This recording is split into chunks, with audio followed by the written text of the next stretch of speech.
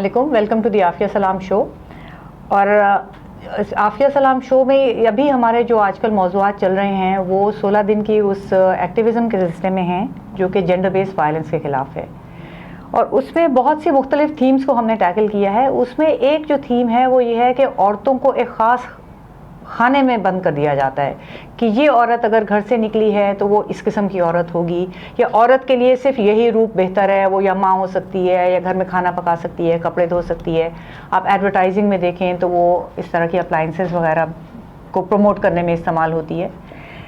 लेकिन औरत को ये रोल देने में मर्दों का भी हाथ है हमारे माशरे के, और कुछ उन औरतों का भी हाथ है जो उन स्टीरियोटाइप्स को अपने ऊपर तारी कर लेती हैं और उनको सच साबित करती हैं। लेकिन आज मेरे साथ जो खातून बैठी हुई हैं उन्होंने ना सिर्फ इस स्टीरियोटाइप को तोड़ा, लेकिन उन्होंने अपने काम और अपने किरदार से साबित किया कि स्टीरियोटाइप नाम की कोई चीज़ नहीं होती। अस्सलाम वालेकुम उस्मा गिलानी। वालेकुम अस्सलाम जी, कैसी हैं? आफिया सलाम। ठीक। ये हमारे मुल्क की एक लेजेंडरी एक्टर हैं और प्राइड ऑफ परफॉर्मेंस अवार्ड याफ्ता भी हैं, लेकिन वो इस किस्म के अवार्ड से कहीं बालातर हैं। वो अवार्ड मेरे ख्याल में जो लोगों ने इनकी कारकर्दगी को देख के एक पसंदीदगी का इजहार किया है वो इन अवार्ड से कहीं बढ़ के है। Thank you. अच्छा, आपसे मैं जो बात करना चाह रही हूँ, आप जिस बैकग्राउंड से आई थी जी, और आपने शोबिज़ का एक शुबा मुंतखब किया। एक तो हमारे यहाँ स्टीरियोटाइप्स एक औरत से वो वाबस्ता है कि औरत अगर घर से निकलती है तो वो अच्छी नज़र से नहीं देखी जाती। सही। और बहुत से पढ़े लिखे घरानों में भी यही रवैये हैं कि वो उनको कहते हैं कि ये हॉबी के तौर पे बाहर जाती हैं, इनको जाने की ज़रूरत नहीं है जी। और औरत जो ज़रूरत के तहत बाहर जाती है उसको भी बहुत सी हरासमेंट का भी सामना करना पड़ता है। तो आप जब इस फील्ड में आई तो आपके लिए लोगों ने या आपके अपने सबसे पहले जो आपका इनर सर्कल था उनका क्या रवैया था?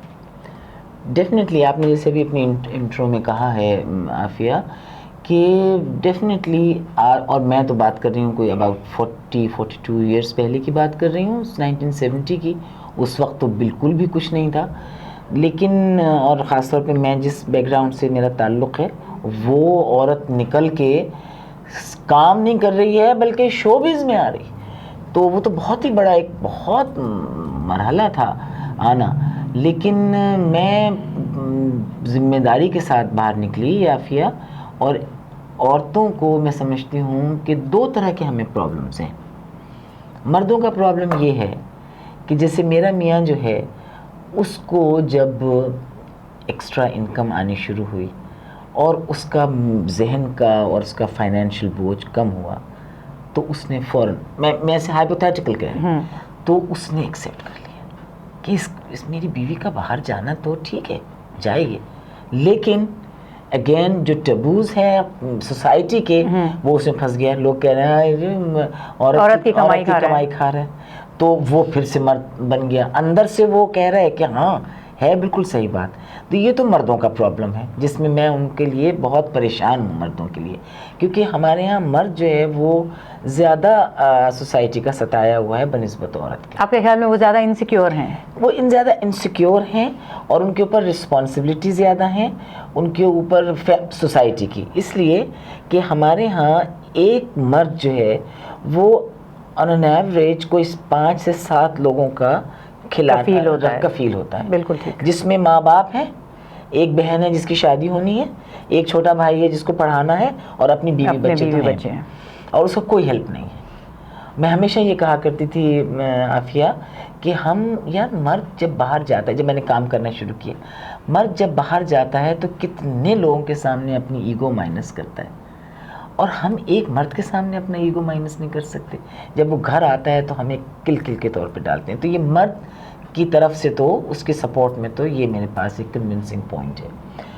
औरत के लिए मेरा ये है कि जब आप बाहर निकलती हैं तो एक कॉन्फिडेंस आप दे के निकलिए बाहर अपनी फैमिली को, कि आप बिल्कुल फिक्र ना कीजिए। यही डर होता है ना उनको कि जी दुनिया में जाके कोई ऐसी बात ना हो जाए जिससे हमारा ख़ानदान का नाम ख़राब हो, मतलब या दुनिया की चकाचौंध में आपका ख़ानदान पीछे ना रह जाए।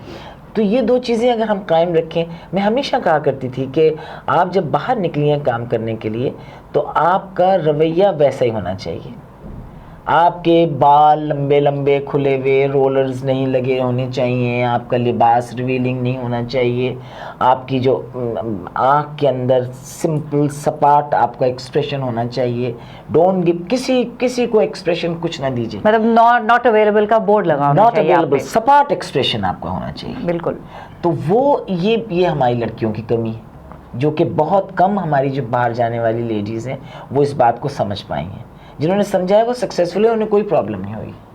मैंने कई यंग वीडियोस देखी हैं, यंग सेपरेटेड लड़कियां देखी हैं जो खूबसूरत भी हैं, बट इतनी बाइज्जत तरीके से उनको लोग इज्जत करते हैं। वो यही वजह है कि सपाट एक्सप्रेशन। तो ये दोनों तरफ से हमारी ज़रा सा है कि हमारी लड़कियां जो हैं वो भी ज़रा अपनी फुलफ़िल नहीं कर रही हैं ड्यूटी को, और सोसाइटी का जो मेल शोविनिस्ट तो है ही मर्द, जिसमें मियाँ का तो मैंने आपको बता दिया कि वो बेचारा तो कहता है यार इतने तो आसान हो गया मेरा काम, मुझे ओवर टाइम ज़रा करना नहीं पड़ रहा है, या सोचना नहीं पड़ रहा है कि मैं और कहाँ से पैसा लाऊं जो बाप की दवाई आए, ये तो ले आई है, सब थोड़ा सा फैसिलिटेट कर रही है मुझे। एकदम उसको आवाज़ आती है शर्म कर, बेगैरत औरत की कमाई खा रहा है, और फिर मेल शोविनिस्ट हो जाता है। तो आहिस्ता आहिस्ता वक्त बदल रहा है। आपके ख्याल में कितना, आप कह रही हैं आप 40 साल पहले आपने ये कितना बोल्ड एक कदम उठाया था, वहाँ से लेकर अब तक आपको क्या औरतों के उन स्टीरियोटाइप्स में कुछ कमी नज़र आई है, कुछ इजाफा नज़र आया है, या आपके ख्याल में वैसे ही है अभी तक हमारे माशरे में वो सिचुएशन? नहीं, फ़र्क आया है, लेकिन जितना आना चाहिए था उतना नहीं जितनी आया। तब्दीली सोसाइटी में आनी चाहिए थी उतनी इस हवाले से नहीं आई है। मैं कंपेयर अगर करती हूँ इंडिया की औरत को अपने साथ, औरत के साथ मिलाती हूँ, स्टिल बहुत इनसिक्योर है औरत हमारे यहाँ की, क्योंकि हमारी रिवायात जो हैं वो इतनी ज़्यादा वो हैं, क्या कहना चाहिए, क्लीशेड और औरतों के ऊपर जबर करने वाली कि वो औरत सर ही नहीं उठा सकती है।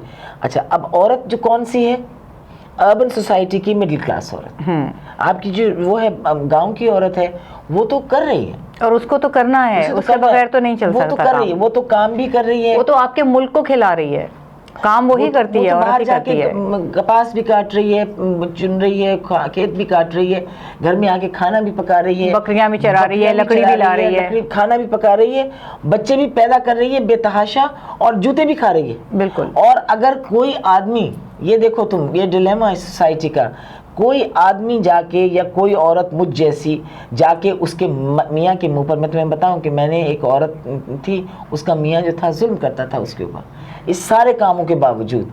तो मुझे इतना गुस्सा आया जब मैंने विटनेस किया उस आदमी को मारते हुए, तो उसी हाथ से, जिस हाथ से उसने उसको मारा था, मैंने उसके मियाँ के मुँह पर जाके थप्पड़ मारा।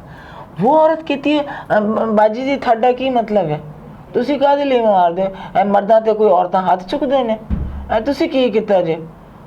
वो एकदम मुझ पे आ गई, मैं गिल्ट में चली गई है, मैंने क्योंकि ये वो आपने वो जिसकी मैं बात कर रही हूँ कि कुछ तो रोल्स इम्पोज किए गए हैं, कुछ औरतों ने अपने ऊपर भी तो किए हैं ना। वही मैं कह रही हूँ कि कुछ इन्होंने ये खुद कर लिए, जिसमें से एक ये रोल कि आपको अपने जो इन्फीरियॉरिटी कह लीजिए, या जो एक पता है कि जी तयशुदा बात